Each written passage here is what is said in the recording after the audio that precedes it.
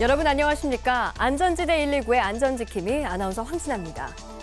안전이 흔들리는 순간 모두가 힘을 합쳐 이룬 훈훈한 구조 소식이 있습니다. 얼마 전 대구 시민회관에서 대구 시립교회악단 상임주의자 줄리안 코바체프 씨가 공연 중 갑자기 의식을 잃고 쓰러졌습니다. 원인은 심장마비였는데요. 마침 그때 공연을 관람하고 있던 최강훈 영남대병원 순환기내과 전공의는 지휘자가 쓰러지자마자 무대로 달려나가 심폐소생술을 실시했고, 아들과 함께 공연을 관람하러 온 수성소방서 장문희 대응관리팀장 역시 전공의와 함께 응급처치를 실시해 이국당에서 심장이 멎은 푸른 눈의 지휘자를 다시 살려냈다고 합니다. 대구가 저를 살렸습니다. 기적입니다. 대구 사람들 덕분에 제2의 인생을 살게 됐습니다.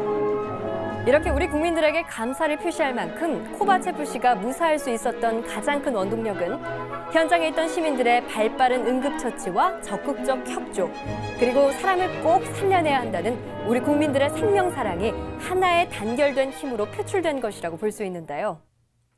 이런 단결된 대한민국의 힘으로 우리는 사스 공포도 거뜬히 이겨낸 바 있듯이 더 똘똘 뭉쳐 이번 메르스도 반드시 이겨낼 것으로 우리 모두 굳게 믿으며 안전지대 119는 우리가 사는 세상의 모든 불안전지대를 안전지대로 만들기 위해 언제든 어디든 긴급 출동하겠습니다. 오늘 소개할 안전이 필요한 곳입니다.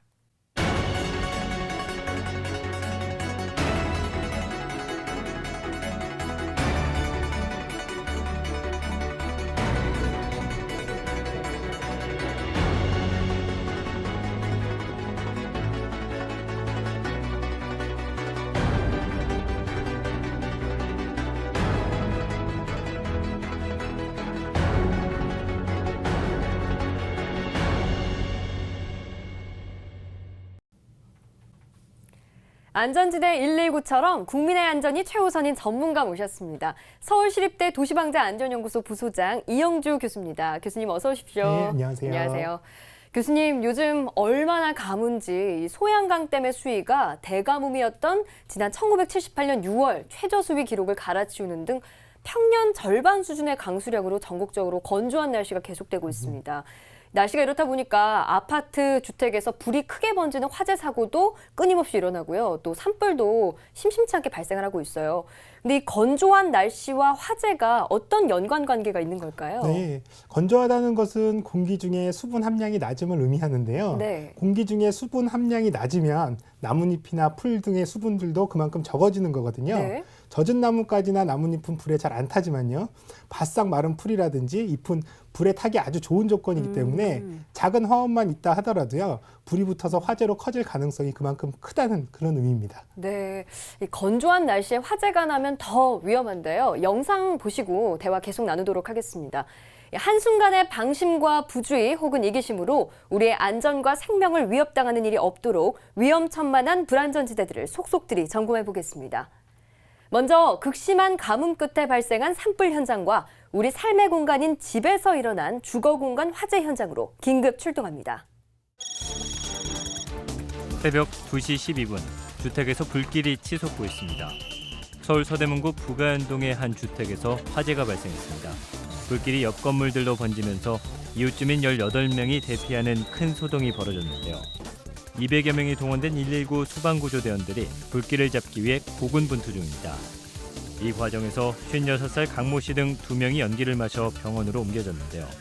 경찰과 소방당국은 집안에 켜놓은 촛불에서 불이 옮겨 붙은 것으로 보고 정확한 화재 원인을 조사하고 있습니다. 새벽 1시 7분, 아파트 8층에서 시뻘건 불길이 치솟고 있습니다. 송파구에 있는 아파트에서 화재가 발생해 주민 21명이 한밤중에 놀라 대피하는 큰 소동이 벌어졌습니다. 119 소방구조대원들의 신속한 대처와 화재 진압으로 다행히 인명피해 없이 불은 17분 만에 꺼졌는데요. 모두가 잠든 새벽 시간, 작은 방에서 시작된 불이 위층으로 크게 번진 화재 사고입니다.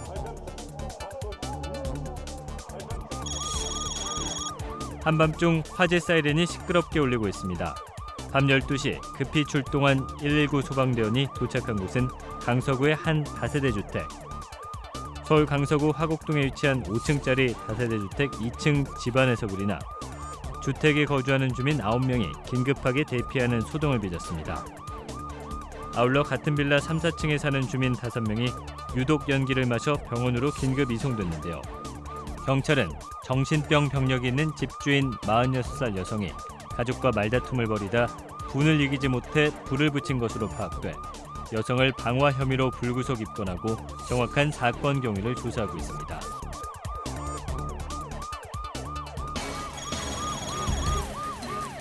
시뻘건 불길이 능선을 따라 산 위쪽으로 번지고 있습니다. 밤 11시 9분 서울 중랑구 봉화산에서 불이 났습니다. 인명피해는 없었지만 숯불과 잡목 등 임야 850제곱미터가 불에 탔습니다. 현장에는 소방대원과 경찰관, 구청 직원 등 인력 127명과 17대의 소방장비가 동원돼 진화 작업에 나섰지만 날이 어두워 119 소방대원들이 불길을 잡는 데 많은 애를 먹었는데요. 경찰과 소방당국은 정확한 화재 원인을 조사하고 있습니다.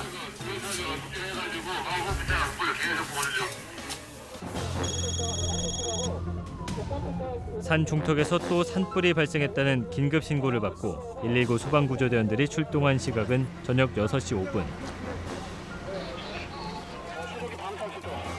서울 종로구 평창동 북한산에서 산불이 나 소방 헬기 6대와 소방차 20여 대 등을 투입해 화재 진압에 나섰습니다. 3시간의 사투 끝에 119 소방대원들이 잔불 정리에 들어갔는데요. 소방 관계자에 따르면 해원사 인근 약수터 부근에서 발생한 화재로 산 중턱에서부터 정상까지 500제곱미터가 소실됐다고 밝혔습니다. 경찰은 이날 저녁 복사지 이면지를 태우다 실수로 불을 낸 혐의로 주지 48살 남성을 검거했다고 밝혔는데요. 종이 쓰레기를 태우는 사소한 행동이 큰 산불로 이어진 이런 사고가 재발하지 않도록 각별한 주의가 필요하겠습니다.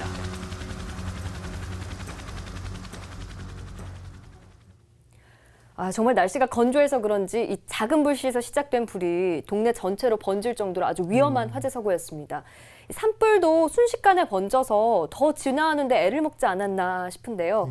자, 그렇다면 이렇게 큰 불로 번지지 않게 하기 위해서는 어떤 예방법이 있을까요? 네. 이번에는 산불 화재에서 주의해야 될 점, 또 예방법을 좀 말씀드릴까 하는데요. 네. 산불이 나게 되면 진압 자체가 굉장히 어렵고요. 또 심한 경우에는 사실상 진압 자체가 아예 불가능한 상황까지 이르게 되는데요. 네. 매우 넓은 면적에 광범위하게 피해를 입히고요. 또 한번 타버리고 난 그 산림은 다시 복원되기까지 수십 년 이상 걸리기 때문에 산불 화재는 항상 주의하시고 또 조심하셔야 되는데요. 예.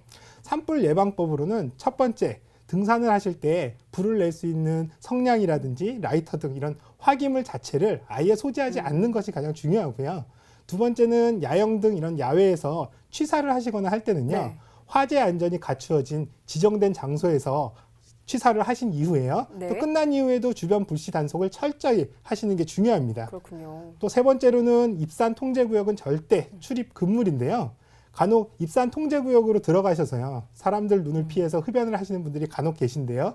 이러한 경우에 담뱃불 등을 아무데나 버려서 화재가 발생하는 경우들도 종종 있습니다. 네. 또 네 번째로는 산림과 인접된 곳에서는 논밭, 논두렁 태우기, 또 쓰레기 소각 등의 어떤 화기 취급 자체를 하지 마셔야 되고요. 네. 또 바람이 많이 부는 때는 또 이러한 행위 자체를 또 자제하셔야 됩니다. 그리고 또 마지막으로는 달리는 열차라든지 자동차에서는 창밖으로 담뱃불을 버리지 마시는 것도 중요합니다. 네. 만약 산불 화재를 목격하시거나 발생했을 때에는요. 신속하게 119에 신고하시거나 시군구청에도 신고를 하실 수가 있으니까요. 잊지 말고 꼭 신고하시기 바랍니다. 네, 안전한 생활이 나와 이웃의 행복을 지켜준다는 사실 꼭 명심하시기 바랍니다. 한순간의 부주의와 안전불감증으로 소중한 보금자리를 잃는 것도 모자라 생명까지 위협받는 일이 없도록 각별히 주의하겠습니다. 1초의 방심도 허용되지 않는 곳, 바로 차들이 쌩쌩 달리는 도로 위죠. 이 날벼락 같은 추돌 사고로 차량이 전복되는가 하면 도로가에 주차한 차량에서 화재가 발생하는 등 다양한 사고가 있었습니다. 그 현장으로 지금 긴급 출동합니다. 오전 9시 26분 서울 강동구 천호대로 성심병원 사거리에서 달리던 차량이 가로수를 들이받는 사고가 발생했습니다. 이 사고로 운전자와 동승자 2명이 부상을 당해 병원으로 이송됐습니다. 경찰은 승용차가 단독으로 낸 사고로 보고 운전자를 상대로 정확한 사고 경위를 조사 중입니다.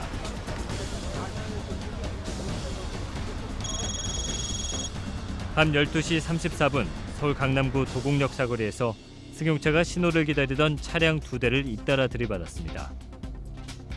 이 사고로 3명이나 다쳤는데 정작 사고를 낸 승용차 운전자는 차를 버리고 현장에서 달아났다고 합니다.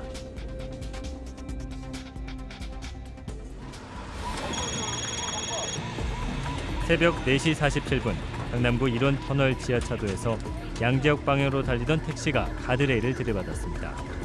이 사고로 택시기사 등 3명이 얼굴을 다쳐 병원으로 옮겨졌는데요. 경찰은 택시가 앞에서 끼어드는 차량을 피하려다 미끄러지면서 가드레일을 들이받은 것으로 보고 있습니다.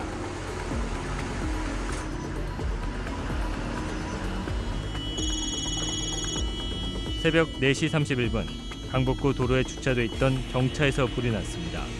다행히 차 안에는 사람이 없어 인명피해는 없는 것으로 파악된 가운데 경찰은 차량 뒤쪽에 있던 쓰레기 더미에서 불이 처음 시작된 것으로 보고 정확한 차량 화재의 원인을 조사 중입니다.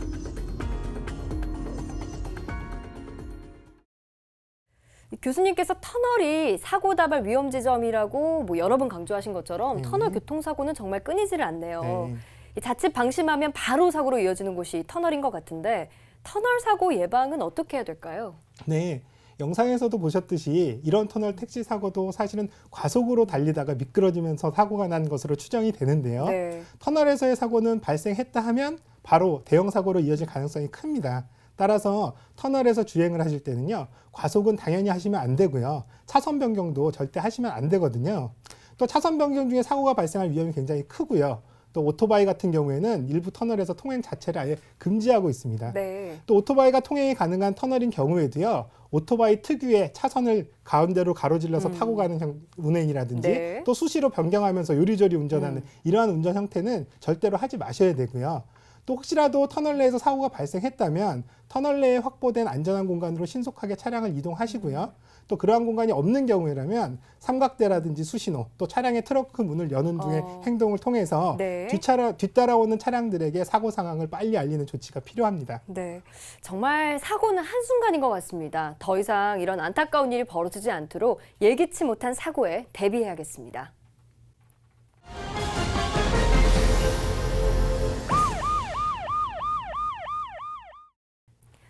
유명 영화 감독이 지하철 선로에 떨어졌다가 긴급 구조되는가 하면 공사장 초대형 타워 크레인이 무너지는 아찔한 사고도 있었습니다. 긴박했던 인명구조 현장으로 출동합니다. 새벽 5시 58분 지하철 분당선 한티역 왕십리 방면 승강장에서 60대 남성이 선로로 추락해 119 구조대원이 긴박하게 움직이고 있습니다. 다행히 선로에 추락한 남성은 생명에는 지장이 없이 얼굴에 타박상을 입어 병원 치료를 받고 있는데요. 더욱이 선로로 추락한 남성이 영화감독 배창호 씨로 밝혀져 큰 충격을 줬는데요. 배 감독이 영화를 준비하는 과정에서 극심한 수면장애를 겪었다는 가족들의 말에 안타까움을 더했습니다. 오후 3시 북한산 누적사 절앞 내리막길에서 남성 2명을 태운 경운기가 계곡으로 굴러떨어지는 아찔한 사고가 발생했습니다. 이 사고로 경운기를 운전한 51살 남성이 머리를 다쳤고 함께 타고 가던 남성이 무릎을 다쳐 119 산악구조대가 현장에서 응급처치 후 병원으로 이송했습니다. 소방당국은 노적사 절앞에서 작업차 경운기를 타고 이동 중 경운기가 옆으로 기울면서 사고가 난 것으로 보고 정확한 사고 경위를 조사 중입니다. 저녁 8시 26분 서울 마포구 가양대교 남단에서 70대 남성이 한강으로 투신한 안타까운 사고가 발생했습니다. 긴급 출동한 경찰과 소방대원이 남성을 구조해 병원으로 옮겼지만 끝내 숨지고 말았습니다. 경찰은 숨진 70대 남성이 스스로 뛰어내린 것으로 보고 정확한 신원과 투신 원인을 조사하고 있습니다.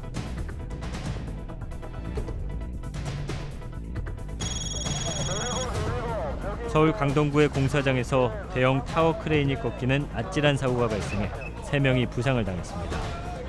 오전 7시 38분 서울 강동구 천호동의 신축 공사장에서 대형 타워 크레인 해체 작업 중 타워 크레인이 꺾여 건설 현장 작업인부 3명이 부상을 입어 병원으로 이송됐습니다. 경찰과 소방당국은 대형 타워 크레인을 해체하는 과정에서 크레인 쇠기둥이 휜 것으로 보고 정확한 사고 원인을 조사하고 있습니다. 교수님이 앞서 영상에서 70대 어르신이 한강에 투신하고 결국엔 숨졌다는 보도가 안타까움을 더했는데요. 또 철로에 떨어진 남성이 우리 모두가 알고 있는 배창호 영화 감독으로 알려져서 더욱 충격을 주고 있습니다. 이 경찰 발표에 의하면 평소에 우울증 증세도 앓고 있었다고 하는데 우울증이 정말 위험한가 봐요. 네, 그런가 봐요.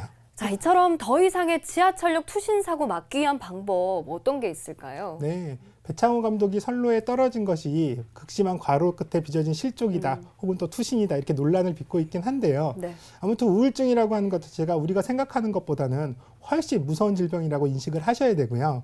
고 최진실 씨 같은 경우에서도 알려졌듯이 우울증은 한순간에 사람의 행동을 극단적으로 몰고 간다고 하니까요. 네. 기분이 조금 우울한 정도라고 가볍게 생각하시지 마시고요. 반드시 치료를 받아야 할 것입니다.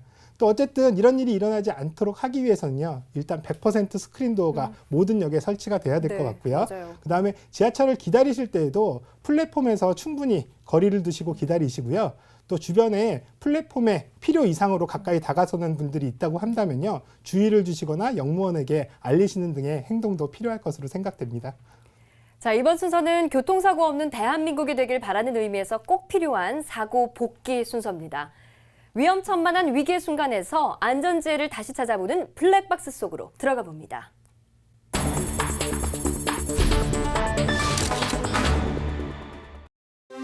교통신호는 아예 무시하고 자기 들어오고 싶을 때 그냥 끼어드는 막무가내 운전도 도로 위 또 다른 무법자입니다. 깜빡이도 켜지 않은 채 단 한 번에 본인이 가고 싶은 안쪽 차로로 그냥 들이미는 까만색 차. 사과 한마디 없이 그냥 내빼시네요.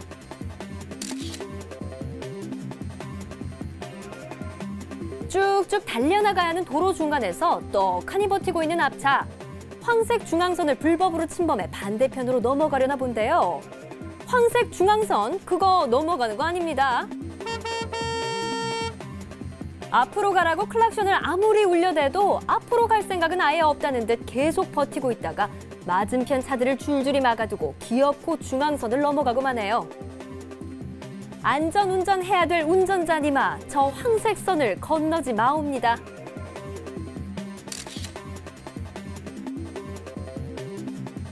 아무 일 없이 잘 달려간다 싶었는데 이건 뭡니까? 앞 못 보는 차는 분명 아닌 듯한데 호시탐탐 위험한 역주행을 노리고 있는가 본데 본인은 물론 생사람 잡을 역주행 도대체 왜 하시려는지 정말 모르겠네요. 지금은 좌회전 차량을 위한 신호인데 그냥 달려오는 저 차. 그 자리에 정지할 생각은 하지 않고 직진해 오다가 핸들을 꺾고 역주행 차선으로 가버리는데 정말 못 말릴 도로 위 막무가내 운전입니다. 잘 달려가는 호젓한 길. 이 차는 도대체 뭔가요? 오는 차 없다고 살며시 역주행하시나 본데 여기서 이러시는 거 아닙니다. 잠깐만 눈 감아달라고 부탁하시는가 본데 역주행을 어떻게 봐줄 수가 있나요? 사고는 예고 없이 들이닥친다는 말 꼭 명심하세요.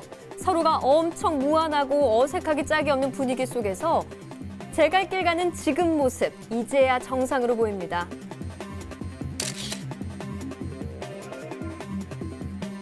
커브길은 언제나 사고 다발 위험 지역, 언제나 조심 운전해야 되는데요. 어이구, 중앙선까지 넘어와 받아버리는 과속의 중앙선 침범 충돌 사고입니다. 빨간불에서 파란불로 바뀌어 출발하는 순간인데요. 이게 뭔가요? 오토바이가 가로질러 달려오다가 그냥 부딪히고 맙니다.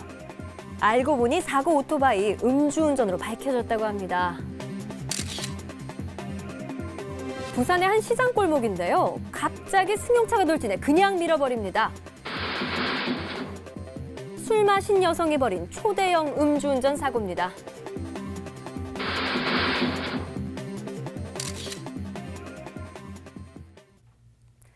교수님, 이 음주운전 사고는 참 언제 봐도 무섭네요. 요즘에 운전자들 중에 메르스 얌체족이라는 신조어까지 등장하는 도로 위 위험한 신풍속도가 생겼다면서요. 네, 위험하고 또 부끄러운 도로 위의 어떤 새로운 또 신풍속도인데요. 네. 최근 호흡기병인 메르스 여파로 음주 단속을 좀 자제하는 틈을 타서요. 술 마시고 핸들을 잡고 운전하시는 이른바 메르스 얌체족이 생겼다는 뉴스를 접하고 참 씁쓸했는데요. 예. 음주운전을 단속하는 것은 술 마신 운전자 본인의 안위는 물론 또 도로 위의 운전자 전체의 안전을 위해서 한다는 것이라는 점을 다시 한번 명심하셔야겠습니다. 메르스보다 음주운전이 훨씬 더 무섭습니다. 사고를 복귀하고 재난에 대한 정보를 서로 나눠 대한민국 모든 곳을 안전지대로 만들어갈 안전지대 119. 여러분의 안전에 대한 소중한 지혜와 블랙박스 영상 제보를 기다립니다. 교수님, 이 대한민국을 강타하고 있는 메르스 얘기 다시 안 할 수가 없는데요. 37.5도 이상의 고열이나 기침, 구토 등 메르스 의심 증상이 나타나면 반드시 지켜야 할 메르스 확산 방지 안전 수칙이 있다고요. 예, 많이 들으셨겠는데요. 다시 한번 정리를 할게요. 네. 첫째, 메르스로 의심되는 증상이 보인다고 본인이 직접 병원으로 찾아가시면 절대 안 됩니다. 이동 과정에서 여기저기로 전파할 위험이 있기 때문인데요. 네. 불법 체류자든 그 누구든 조금이라도 메르스 의심 증세가 보이는 즉시 직접 병원으로 가시지는 말고요. 지금 있는 그 자리에서 머물면서 전화로 신고를 하시면 대책반에서 신속하고 안전하게 검사와 치료를 받으실 수 있게 도와드릴 겁니다. 네. 또 둘째로는 이 병원 저 병원 마구 돌아다니시면 더더욱 안 되고요. 또 셋째로는 병원 진료 시에 그동안 감염 의심 장소라든지 경유지 등을 의사에게 하나도 숨기지 말고 있는 그대로 다 얘기를 전달해 주시는 게 중요하고요. 이런 과정을 통해서 메르스 치료에 매우 중요한 자료로 활용이 될 겁니다. 네. 또 격리 조치에 잘 따라주셔야 되는데요. 간혹 공포심이라든지 또 이런 것들 때문에 당국의 지시를 어기고 도망가거나 숨어버리는 사례들도 있다고 하는데요. 네. 격리 조치에 순응하셔야 환자 본인도 치료를 받을 수 있고 또 전체 국민들의 안전을 지킬 수 있기 때문입니다. 또 다섯째로는요. 부득이 병원을 이용할 때는요. 무턱대고 대형 병원부터 선호하시지 마시고요. 인근의 안전병원을 이용하시는 게 좋고요. 네. 또 여섯 번째로는 메르스가 가까운 거리에서의 접촉으로 전파되는 만큼 병문안 등을 자제하시는 것이 좋겠습니다. 또 마지막으로 알아두실 것인데요. 메르스의 치료비는 전액 국가에서 부담을 합니다. 네. 의료보험에 가입하신 분이든지 아니든지 또 누구든 치료비 걱정은 전혀 안 하셔도 되니까요. 치료에 적극적으로 임하시기를 부탁드립니다. 네. 37.5도 이상의 고열이나 기침, 구토 등의 증상이 나타나면 즉각 치료받고요. 보건소에 꼭 신고하시기 바랍니다.